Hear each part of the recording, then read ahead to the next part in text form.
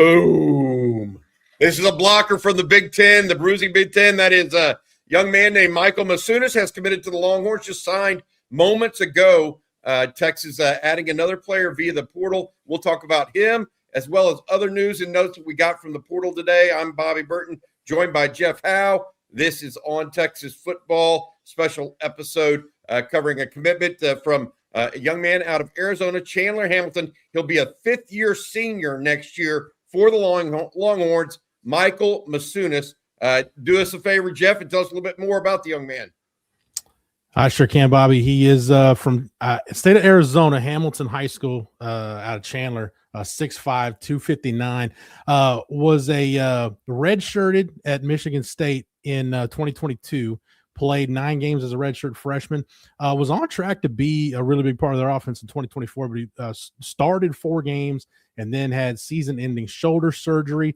Ended up starting 8 games for the Spartans this season.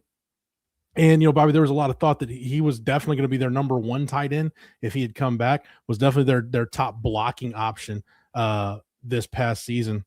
When you look at his numbers in the passing game, I thought I had them just a second. 19 for 232, Jeff. 3 touchdowns, but that's not what he's used for. CJ Right. Vogel did some stat work for us behind the scenes before this. He had 96% of his snaps. I believe it was 500 plus snaps this year. Came as an inline blocker. So he is your inline tight end. You think about a guy like Jordan Washington or Nick Townsend or Amari Winston. Those are kind of those H-back guys that can get out and run a little bit. They needed an inline guy to match with them if they're going to go 12 personnel. And it looks like they've decided on Michael Masunas out of Michigan State. Congratulations to him and his family. He visited Texas yesterday and today. He is not the only player that's been on campus the last couple of days. Also visiting today, linebacker Christian Alliegro, a young man out of Wisconsin, who is one of Wisconsin's best players, middle linebacker. He was hurt some of his senior season or some of his junior season with a broken arm, played through a broken arm during a game this year and finished it out from like after the first quarter and still played through it with a cast. So he was in. He is a high target of the Longhorns. He's originally from the state of Connecticut.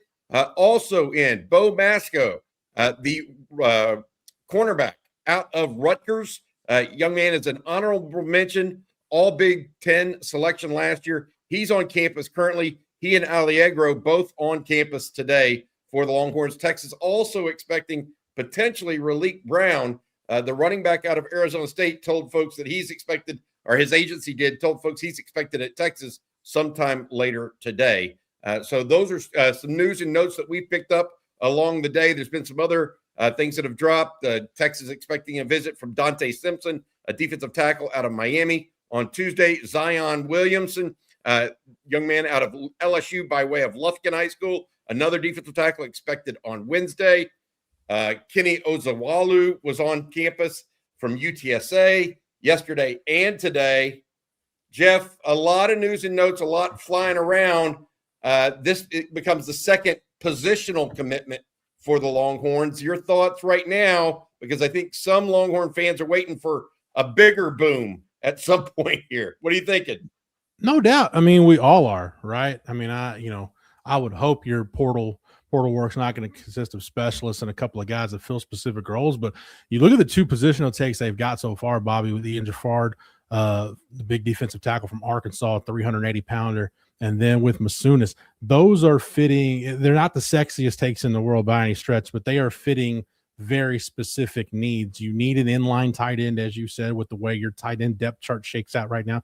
You need a little bit of margin for error there. And Will Muschamp wants size and depth on the interior D line. I know we got a lot of questions in the chat about Zion Williams. We'll get to him. That should transfer from LSU. But yeah, I like the way it's coming together, Bobby. I'll say this: I'll never tell fans how you should feel or what you should think or anything like that. But you will drive yourself insane trying to follow every single second of it and trying to read into it. I think one of the pieces of news that came out this afternoon was the two Michigan offensive linemen, Jake Warnera and Andrew Sprague. They're back in Ann Arbor. And apparently, there's a report, I think, from the Michigan On 3 site that they're going to meet with Kyle Whittingham. Oh, my gosh, Texas got to play. Well, number one, they got to go back to Ann Arbor where they're staying or going to get their stuff at some point, right? I would think. And two, yeah, I mean, if you haven't had a sit-down meeting with Kyle Whittingham, maybe you at least feel like you owe it to the new head coach to sit down and find things out. But that's the thing, Bobby. Like, we don't have a crystal ball as much as we like to tell people, yeah, this, and this is going to happen. Man, you just got to sit and wait. And I would stress patience. But no, Texas, I like the game plan. I get the game plan. It's just taking a little bit for some of these things to fall in line. But as far as the two positional takes, and really you throw in the specialists, again, not the sexiest areas of need that they've gotten, but they are very specific needs that they were going to have to attack in the portal one way or the other. Yeah, really. I mean, Jeff, you mentioned this. We're waiting for more news. By the way, Cam Coleman, I've got some little update there. Cam Coleman, according to his agency, is not going to the visit Texas Tech or USC right now. He's going directly home to the state of Alabama after his A&M visit today. He visited Texas on Friday, Saturday, A&M Sunday, Monday. Could this mean a early decision from Cam Coleman? We do not know that at this point. I want to be clear. We do not know that at this point. He could still take a later visit to Texas Tech and USC later in the week, or even visit Alabama while he's home in Alabama. What I do know and what I can say, Texas still has I don't want to say optimism, cautious optimism in that recruitment. So, of course, nothing promised in this world of NIL. But Texas thinks they're still in that. We'll see what happens from here. But that is a big update, in my opinion, because a lot of people said, oh, well, that means he's gone to A&M. I don't think that's the case as of right now. All right.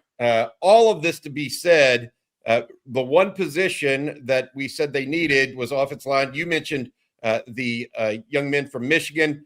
Texas also being identified with a couple other offensive linemen today. Nate Kudus, a potential out of Ole Miss, who's still in the playoffs, but the Ole Miss, one of the Ole Miss sites somehow reporting that Texas would have interest there. He would be a fifth-year senior. Of course, he's not in the portal yet, guys. So what we say here, I mean, who knows? Could be another Isaac Brown or Jaden Baugh type scenario. So going there is not really worth it. The other position that obviously has been talked about, running back and linebacker. Let's talk a little bit now about the linebacker position. Christian Alliegro on campus today, Jeff. One of the top targets for Texas, if not the top target at linebacker in this portal cycle. So we'll get to him as a player, the tools. But I saw the quote from Luke Fickell. Christian Alliegro, he broke his arm in their game against Ohio State. And according to Luke Fickell, they padded him up after the injury. He played the rest of the first half, went in at halftime, padded up a little bit more, and then finished the game.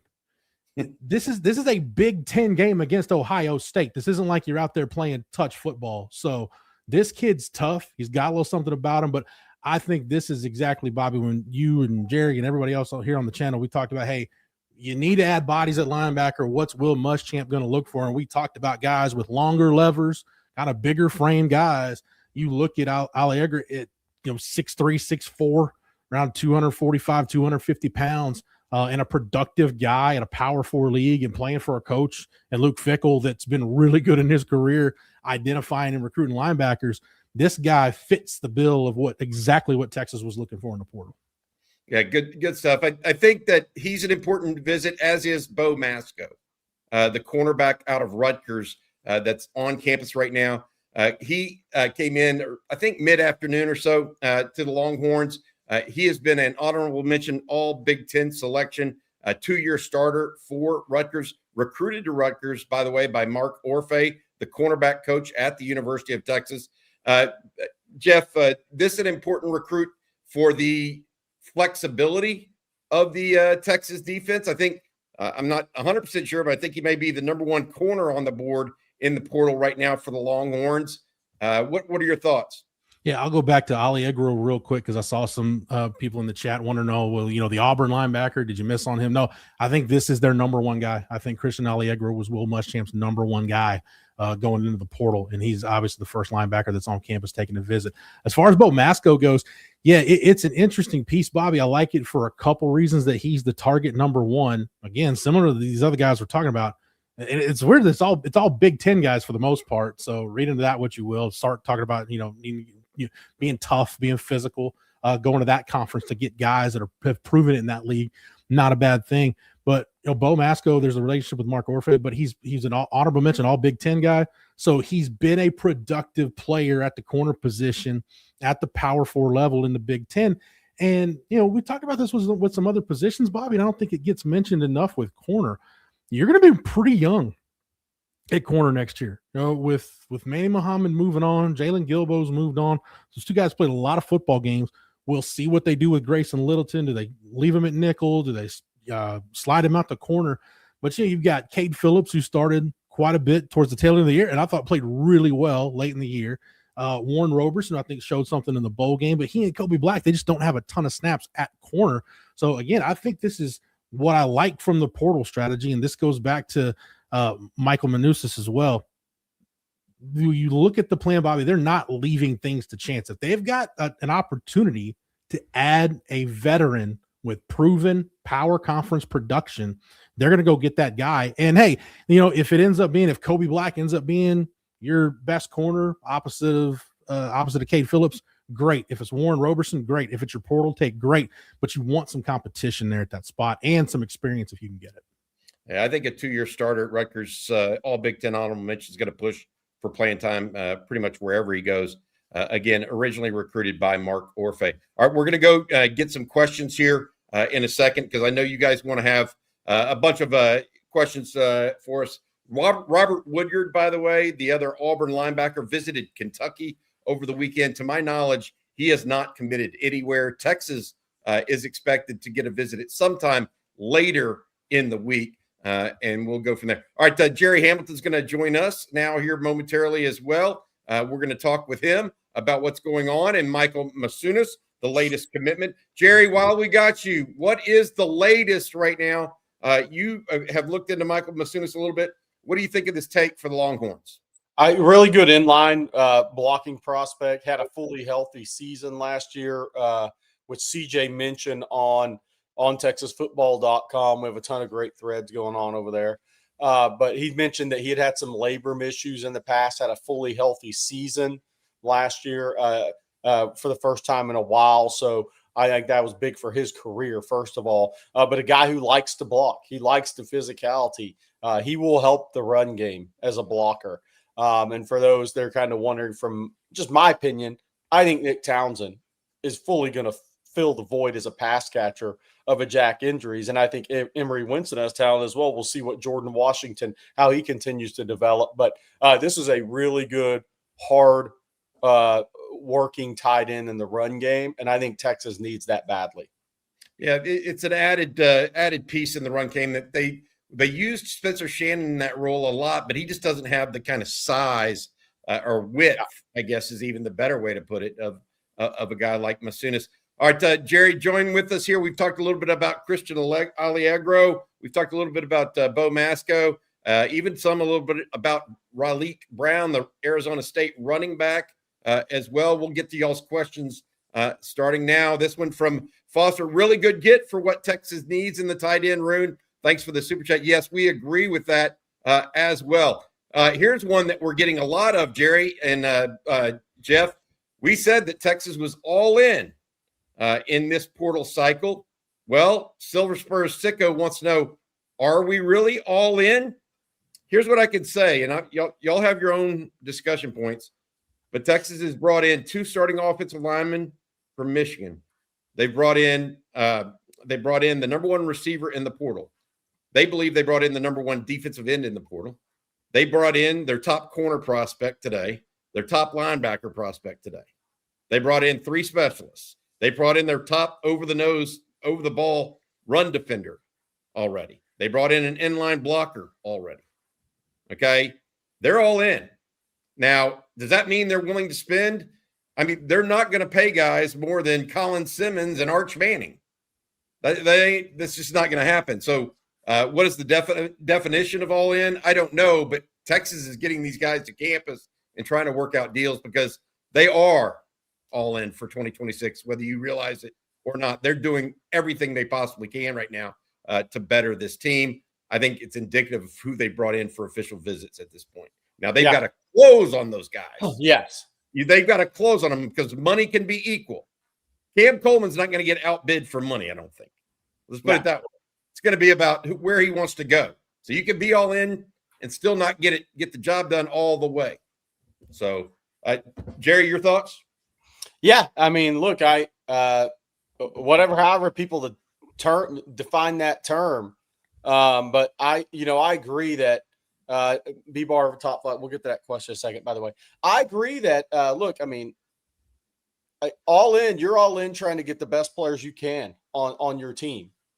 But if somebody asks for more than Colin Simmons, are you going to pay him that? I mean, that's the whole thing with me. I mean, because look, is somebody gonna if player X with Brennan Sorsby making $5 million at Texas Tech, if somebody goes and asks for 5.25, is Tech going to pay him that just to get him? Probably not. It's the same thing. I mean, you have a couple of guys who are going to be your highest paid players, and then you're going to work from there. Is Texas all in trying to make this the best team they can? Absolutely. Are Arch Manning and Colin Simmons going to be your two highest paid players on this team from an NIL perspective? Absolutely. Yep.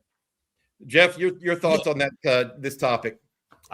There's a couple things there. I think one, look, like I said, the positions they're getting commitments at right now are not sexy. They're needed, but they're not going to, be headline grabbers.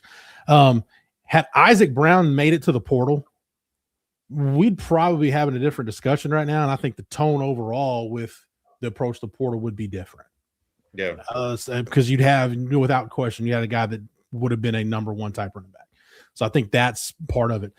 The other thing, to piggyback on what Jerry said, it's not just the money. When these guys are highly coveted guys, and they know they're highly coveted guys, like Jaden Woods knows he could be the missing piece at Texas. Cam Coleman knows how important he is to Texas. They're not going to just visit and make a decision on a whim. Like you talked about it when we started, Bobby. Cam Coleman went back home. Jaden Woods is, I think Oregon's still trying to meet with him. Florida's trying to get him back on campus. So, I mean, it's not like, Texas is just going to tell you what the money figure is, and you're just going to sign on the dotted line. No, I think you'd be doing yourself a disservice if you didn't try to maximize your value. So these are going to take a little bit of time. The high leverage battles are going to take some time to play out.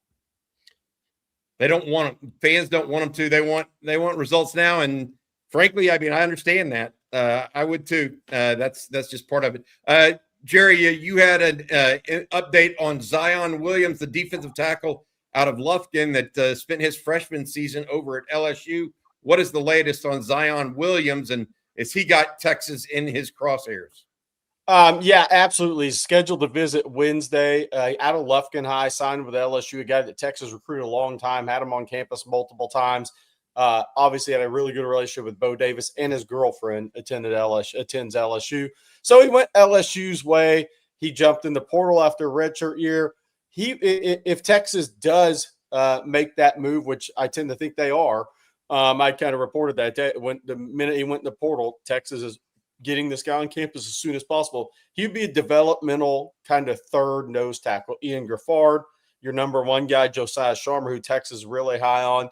You're in the picture as well, and then Zion Williams, assuming that one does go down as we kind of think it might. But you got to wait until all these things are done. So yes, I think that was one that they need some depth over the ball. At nose guard, Ian Griffard, obviously their top choice. Josiah Sharma, Texas really likes a lot, but I think they need that a third piece to that as well. Gotcha. This one from Derek S. We lost Auburn's linebacker Robert Woodyard to Miami. That's not the case. No. Kentucky got the first visit. He's expected to visit Texas later this week. Is that accurate, Jerry? Still, I don't think. Look, I think he's down. He's been down the board a little bit. Good player. But I've been saying, anybody that's on ontexasfootball.com, I've been saying, number 1 choice to be announced, number 2 choice to be announced, number 3 choice to be announced, number 4 choice was Robert Woodyard. Now things can change. That's where it was at entering last weekend. The number 1 guy is on campus right now for Texas. I can tell you that. We're watching the Cal linebacker to see when he starts scheduling visits, and will Texas be one of those? And we'll see if somebody else jumps in the portal, maybe still. Texas really likes Robert Woodyard. I think Christian Allegro has been the number 1 guy, and I'm a big fan of that. I think that guy's a stud. All right, this one from Thunderpup. Do you think portal recruits are looking at the 2026 Texas schedule and feel intimidated into picking another team with a better schedule? I really don't think that is a contemplation. Does anybody here think that's even? No. If anything, it actually should be, if they've got designs on the NFL, I think that I just don't see that being a negative, right? The SEC is a drawing card for these guys. There's a reason these guys flock to the SEC. And they see the SEC as the best pathway to the NFL. Now, are we saying that the Big Ten hadn't been a better conference or as good? I'm not saying that. But I'm saying if you take the body of work of what these kids have grown up watching in the NFL draft and the numbers in the drafts, they see the SEC as the pathway to the draft. Beyond that, Jerry, even though they haven't won the last 2. Go ahead. Yeah, beyond that, Jerry, if you're going to a program where you want to compete for a national championship, you're probably going to run into the best SEC teams in the playoff anyway. So I'm with Bobby. I haven't heard that's been a factor at all. Okay. This one from Mulligan Bully. Did I hear that we re-signed No, for $5 million? No, you did not hear that. Brennan Hornsby, the Texas Tech quarterback, allegedly signed for $5 million. So that's not. We do not have where Colin Simmons is on that pay scale. I'm sure that'll come out eventually, but right now we do not have that. I've got to tell you, I'd be a quarterback flocking to Cincinnati right now. Have a good year and a half and pay back Cody Campbell. B-Bar Top Flight. My bad, guys. This is off topic, but do you know if safety Derek Williams is coming back? He announced for the portal over a month ago now, Jerry, I think, but he hasn't put his name in it at this point. Nope. What's the deal there? Yeah, so Will Muschamp has talked with the family and the kid since he's been hired. If he doesn't officially go in the portal, and look, I think there's obviously a chance he could come back. I think once he jumps into the portal, I think that's a totally different deal. But he has not yet gone in, and I do think there's a possibility that he could come back. Speaking of guys that did jump in the portal, there have been several Longhorns that did that and have made their decisions. Earlier today, Trey Wisner signs and commits to Florida State. So congratulations to Trey. His family has watched this channel since really inception. Happy for Trey finding a home there at Florida State. Other commitments. Jarrett Gibson has signed with Purdue. The running back for Texas. Caleb Chester, the true freshman cornerback, split a little early and is now off to Arizona State. DeAndre Moore visiting Kentucky, Colorado, Ohio State. And I believe there's one more I'm forgetting. CJ Baxter's been to Kentucky, also looking at Colorado at this point for him. Parker Livingston visited Indiana and is also looking at Oklahoma, among others. All right, this one from Certified Realtor. Any word on Caden Durham, guys? This is the running back out of LSU. There's some thought that Texas may kick the tires here, for lack of a better term. Bryson Washington at Baylor could be a guy that's a heavier set running back on the inside. That's the latest we have right now. We have not heard of any official visits being set up at this time. No. Is that accurate? We're monitoring Caden to see where he sets up his visits. I'd say that's very accurate. Yeah, we're monitoring that. Somebody saying, didn't Durham hate Texas? He grew up an Oklahoma fan. He's from Oklahoma City. I think he was going to go to Millwood High School before he moved down to the South Dallas area and went to Duncanville. Had Oklahoma OU tats on his legs. But, hey, I mean, it's in the IL day and age. You never know. No, you really don't. Hey, all right, Parker Livingston wanted to go to Oklahoma. He ended up playing for Texas a couple of years. Yep. Joe Rogers, does A&M and Tech have more money than the Horns? here's the reality of it. I mean, Tech is spending the vast majority of its money in the portal. So they may have more money available in the portal itself. They are more of a portal program and have been. Just look at what they did last year and what they put together. Almost every single starter on their defense was from the portal. Okay. So they're more of a portal program historically than Texas is. So they may have more money to allot in the portal. A&M is more situated like Texas, both well-heeled, but like to do not only the portal, but also like to do high school recruiting. Texas certainly has as much money as those guys. I don't know if they're willing to do as much in the portal at times as Texas Tech for sure. Texas A&M, I think Texas is more in line there because Texas A&M again likes to develop players too, and just not go portal sniping. For lack of a better term. Michael Masunas, is this guy an NFL tight end from Pablo Picasso? I don't think he's an NFL tight end in a prototypical sense. He is a inline blocker. He's basically an additional offensive tackle on the outside. Y'all agree with that, Jeff and Jerry? Although we don't want to take anything away from the young man. Yeah. Those are his thoughts. No, you went into the portal needing an inline guy, because Jerry laid it out earlier, between Nick Townsend and Winston and Washington. You've got guys that are legit receiving threats, but you need somebody. Look, it just reinforces that Sark is serious when he talks about getting this run game fixed. I mean, if you look at his tenure as a head coach and a coordinator in college, this was the worst run game he's ever had. So taking an inline tight end, a guy that's a blocker first, not a bad move. Bobby, I do want to go back real quick, though, to that last question about Tech and A&M and the money situation, and talk about how much Texas allocates to the portal versus roster retention. I think what you got to remember, what people have to remember is Tech and these other programs that are making kind of splashy moves, they are targeting positions that Texas already has on the active roster. Texas isn't going to the portal. They don't need to go to the portal for quarterback. If Trevor Gooseby comes back, they don't need to go to the portal for a starting left tackle. With Colin Simmons, they don't need to go to the portal for a top of the line edge rusher and win a bidding war there. So I do think it's worth mentioning that Texas has money to spend in the portal, but I think you've said it a couple of times, Bobby, retaining the guys they want to retain on this roster ain't cheap either.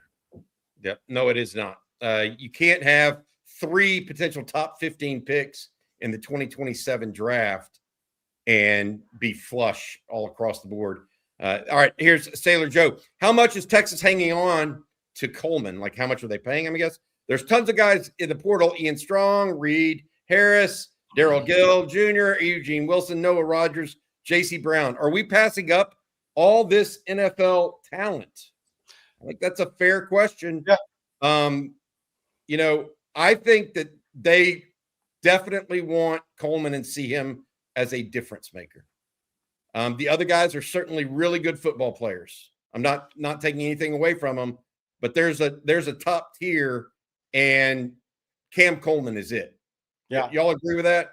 Yeah. I mean, look, I look at it this way as far as that, and I don't think it's a bad question, because I do think, and I'll continue to say this, I do think there's some teams at a position. Texas is scrambling a little bit at running back to get caught holding the bag, and then they have to regroup in the portal because it's a sprint. It's a 200-meter sprint from January 2 to 16. There is no spring portal to make up for positions you don't grab.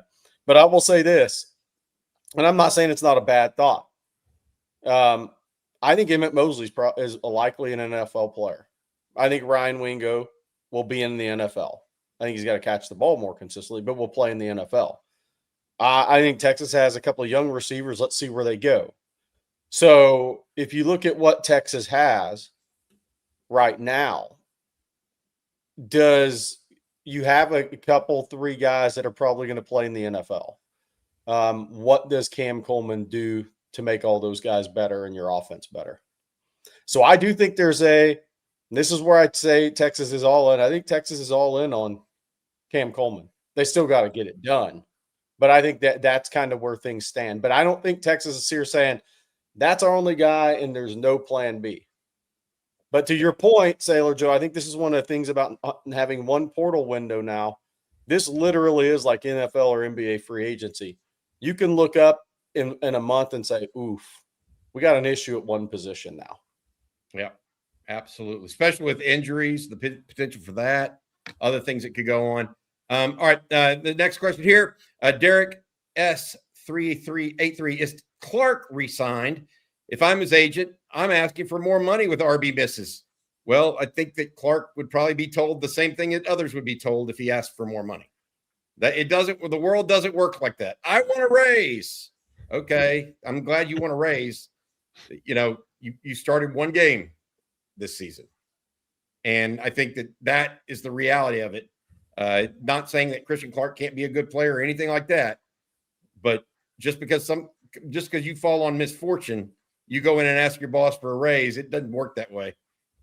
You'll find yourself unemployed more often than not. Also, we aren't paying Arch collective money. Here's what people don't understand about this.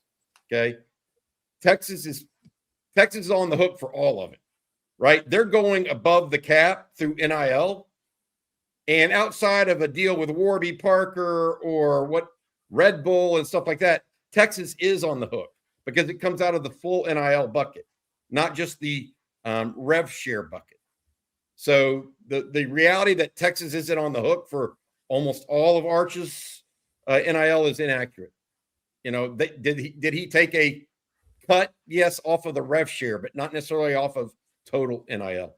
All right, this is from McCluskey. Is tampering a thing? Isaac Brown never hit the portal yet. Texas was reportedly close to signing him. If they could work on Brown, are they working on Ball? Was Brown a rug pull or were reports false? Can I say this, Bob? Yeah, I would say this.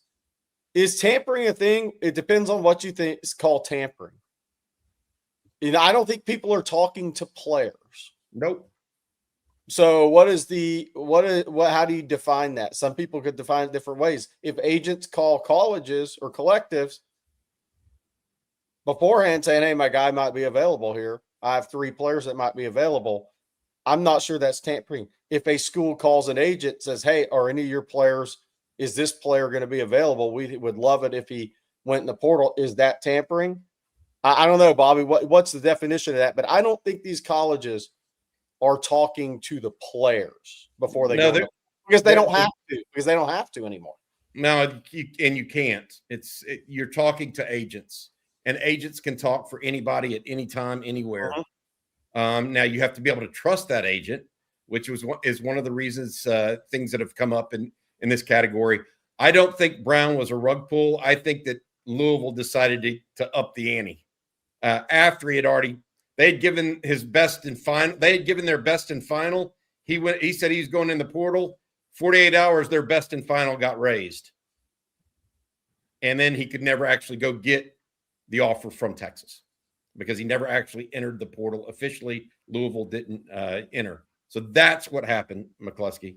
That's the kind of order of operations. It's not, other schools are, whether it's A&M or Tech or whoever, they're all talking to agents behind the scenes. Ohio State, Michigan, Florida, the whole world now. So it's not tampering if you're talking specifically to agents.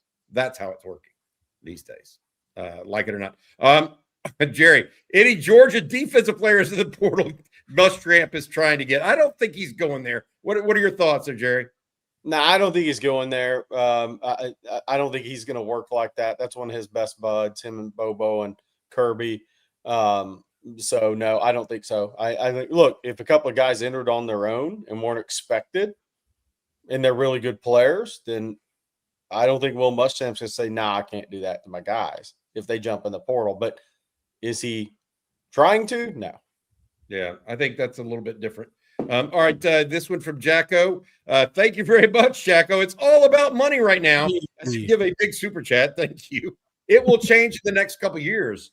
But if Texas wants a natty, they have to spend.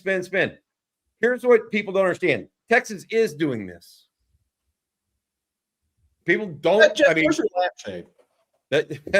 The reality of it is this is what Texas is doing. You don't bring in Cam Coleman and offer him $200,000.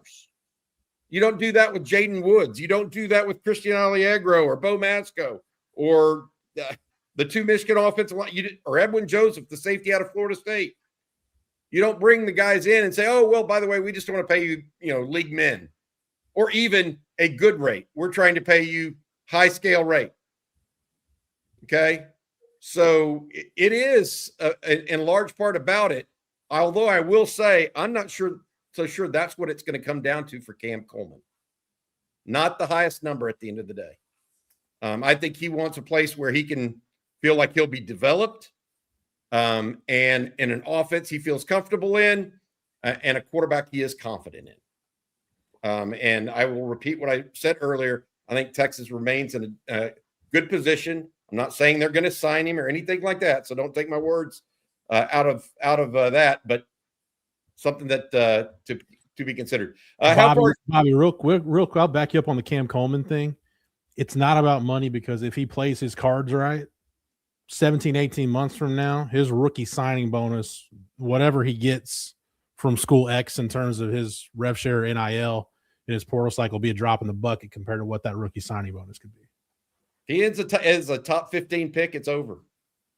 To your point, he'll make a ton of money. This one from Two Mac Boys. How far away do you guys think Texas is playing from a national, from a natty? If things go right in the next 3 weeks, we'll have a better idea. That's why, and I'll say this, that the longtime followers of football, and Texas football in particular, know that recruiting and the portal now are the ways you get that kind of talent. That's why we have such high expectations as Texas fans, wanting to see the team be constructed in such a way. But also, that's why so many people are on here watching every day, because they know the importance of it and recognize the importance of it. So how far away are they? I mean, things have to come together. But I certainly think they have the offense. I certainly think they have the quarterback for it, and I think they're going to have the defense for it. All the other pieces got to be put around them for next year. This one from Ryan Nelson. Relique Brown, when is Sark going to get this done? I don't know that he's on campus quite yet. I think he was still trying to get in today. Is that correct, Jerry and Jeff, from what y'all have heard? Yeah, I don't know if he's arrived yet. I think it's supposed to be this afternoon. But he's expected on campus for sure tonight, tomorrow. Then he's scheduled to go to Alabama after Texas, but we'll see with Hollywood Smothers what's going on with his recruitment, if that impacts Relique Brown. I think one of the big things there is, you still got to come to a deal there. Yep. That both sides agree on. Hollywood Smothers, by the way, Jerry, to your point, a running back at NC State, apparently headed to Alabama at this point. Yeah. One of the contenders for Relique Brown was Alabama. So we'll keep our eyes on that. Isaiah Rangel, how do we do with the edge rusher from Florida? Jeff, you got some insight on that one, right? Very, very well. Texas did what it needed to do to make a strong impression. I was told, before the visit that Jaden Woods was real interested in just connecting with Sark. He's a kid that values relationships. So I think he was looking forward to getting out of Texas. And I think it says a lot. A&M, I know, is trying to get him on campus. We heard a lot of other schools. But, Jerry, I know we talked about this too. It's basically come down to, if he's going to transfer, it's going to be Texas. Oregon still, I think Oregon's trying to work it out to where they can go see him at some point this week. Or he's going to go back to Florida. I don't really know at this point that there's – everybody else I think is on the outside looking in. I think his possible options, I think, are Texas, maybe Oregon, or going back to Florida. And, Jerry, we mentioned this too, like John Summerall on that staff, he's one of those guys. They view him in that Jaden Baugh, Dallas Wilson category of they are going to do everything they possibly can to get him back. Yeah, because sometimes when guys go into the portal, actually in the portal and start taking visits, the school just exits. That's not the case. And that, a lot of times that happens more with new coaches, right, that are put up the fight. Kyle Woodingham's trying to put up the fight with the Michigan lineman. I think sometimes if a kid's been on campus, if the kid had jumped in the portal and Billy Napier is still the coach, I don't think they'd be making this effort. John Summerall is trying to make this effort to keep one of his best players in the fold for him because he knows he's going to be tough to replace if he does not. But look, I've heard that the Florida staff, Summerall, and so a couple of defensive coaches may be trying to get out to see him tonight, maybe in the morning, around hosting portal visitors themselves. So Florida's putting everything into it they can. I've also heard that Texas had a really good visit. I'm just going to reiterate this. I think Cam Coleman's a tremendous player. There's no doubt about it. Tremendous prospect. I think this guy, in his own way, is just as important. Yeah, I think he's that level prospect too. Yeah, and I think Texas is trying to treat him that way. Yep. By the way, I want to say this as a timeline for him. We had been told 3 to 5 days. Yep. And that was as of yesterday. So anywhere from Tuesday to Friday. That's what we're kind of looking at as of right now. Blackwind says, is Texas still looking for 2 running backs in the portal? The answer is yes on that. None so far, though, to your point. Jacko says, but we have to win these big guys. I agree. 2 of the wins so far are both big guys. Ian Giffard, 6'5", 380 defensive tackle. Yeah. Michael Masunas, the tight end, 6'5", 259 pounds. So I think he was referencing the highest rated stud recruits is from his prior super chat. By the way, I'll do that one more time. Thanks for that. Jeff needs to get a lampshade. Something, yeah.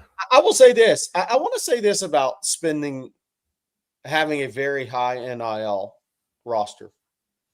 In the power conferences, I think it is important to position yourself to get in the playoff. I think once you get in the playoff, all bets are off. Does Indiana have the highest NIL? Did they have a higher NIL than Ohio State, Alabama? It's not the end all be all, but I think in the power conferences, it's very important to get your butt in the playoffs. And once you get in the playoffs, anything can happen. But the team that's playing the best football right now doesn't have the highest NIL. So there is more that goes into it. But it's definitely helpful. Jay Forrester, do y'all think there are players still out there that will truly give us an edge for the national championship next year? Or are we 1 or 2 key players away? Or is there a lot more we need to figure out beyond just what? I think this is a great question. Do Texas odds of winning a national championship go up if you sign Cam Coleman? I think so. Yes. How much? Marginally, in fairness. If you sign Jaden Woods, yes, marginally. If you sign the 2 Michigan offensive linemen, yes, marginally. But those 2, you might be able to find guys that are comparable at least. I think it would be hard at tackle, but at least comparable and at guard with their experience. But I think what they're doing, to your point, they're trying to fill it. They need a linebacker too now. This Christian Allegro is important. So I think that helps them. The question is, are individual players or are these replaceable players? And there's a little mix of both that you need, I think, in this grouping of portal guys they're trying to go after, Jerry.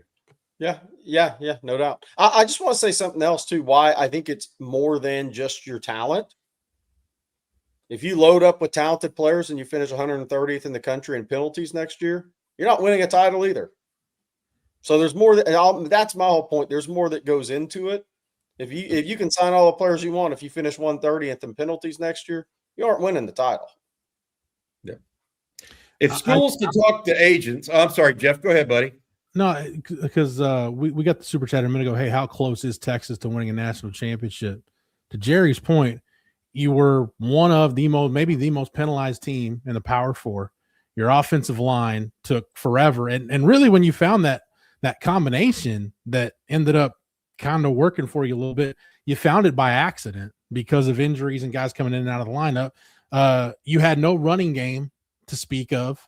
You had major coverage issues on defense. Your quarterback took maybe half a season. Now, he was really good at the end, but he took half a season to get his feet under him.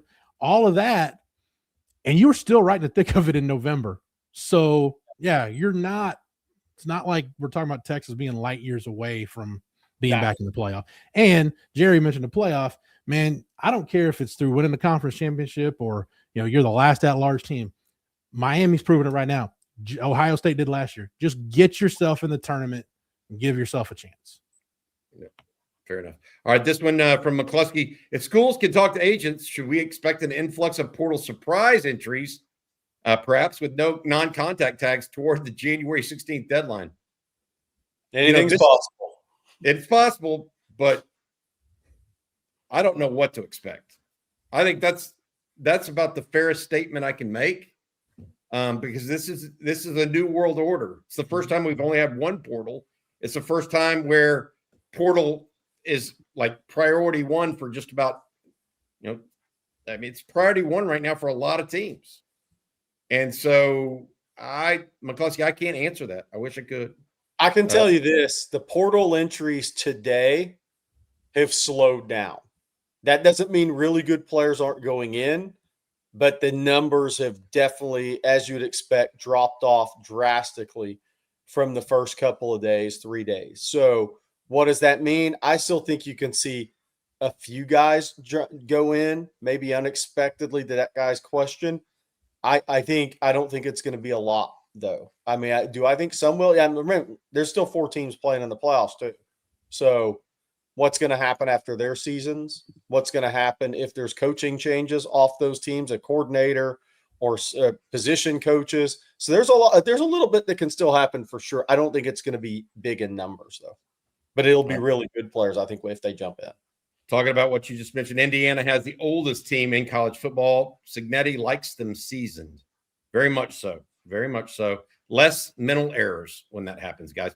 Paulo Picasso, just to reiterate this, is it true the Michigan linemen are meeting with Kyle Whittingham right now? I can't tell you right now, but there is a Michigan site reporting that Whittingham is meeting with those 2 linemen today. So I can't tell you if that meeting's already occurred or if it's to happen later today. I don't know the timing, but they are reporting that he is set to meet with him. Last question here for this special edition. Trey Lopez, as long as it comes down to QB play, I will stay confident in Coleman picking Texas with Arch Manning as our QB. There's no doubt in my mind that the best QB left of the schools he's considering is Arch Manning. Not a doubt in my mind, and same play caller, etc. So if that is truly a picking or a element of his decision, I think you're right. I think Arch Manning has a pretty good quarterback, guys. Pretty good quarterback. All right, that's going to do it for this edition of On Texas Football's live stream. We have a special one today. We're coming back around 7:15, 7:30. Rod Babers, I think, will be here along with Jeff and Coach Shipley, or CJ and Coach Shipley. CJ and Coach Shipley. Sorry about that. We'll have more later. Also, if you're interested in a subscription to ontexasfootball.com, where you can get all of the latest portal news and notes, we're keeping a running tab on everything going on day by day. Right now, we have a special introductory rate, $1 for 1 month. That is $1 for 1 month. All you can eat there over at ontexasfootball.com. All right. One last thing. Thanks to our producer, Matt Hudson, and to Michael Masunas. Hook 'em horns.